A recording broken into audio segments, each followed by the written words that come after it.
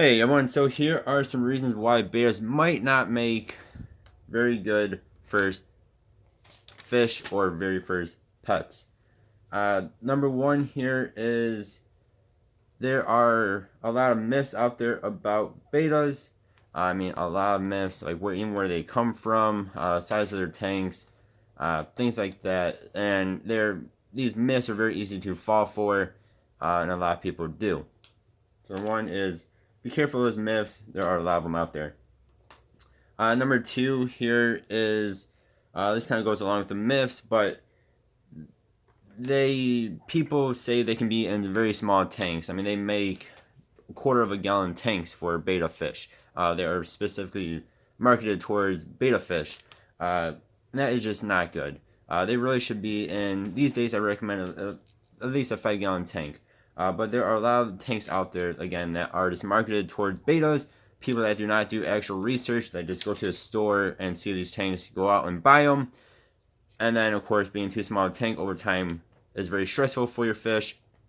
And it can, over time, either make your fish very sick, crippled, or even kill your fish. So there are a lot of small tanks, and people tend to put them in very small tanks. Because, again, don't do your research correctly, properly. Just go out to the store and buy a beta with a tank. Yeah, bad. Number three here is they are often abused or neglected. Again, people go out to the store, they might ask the pet store employee, what do I need for this beta? The employee, because they're just trying to make money, or they just don't know, which is actually a lot of pet store employees just don't know anything. They tell people, oh yeah, you can put them in this half-gallon tank or this quarter-gallon tank and they'll be just fine. Yeah, they'll be just fine for maybe a month or two, and then they'll start getting sick and they'll die.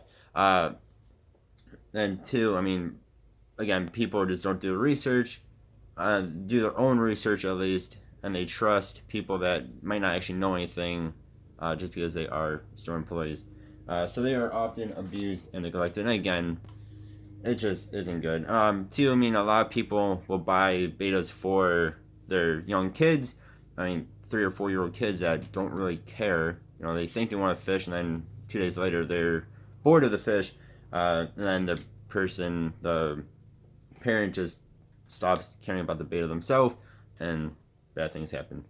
And then number four here is people. I mean, these are all kind of related here.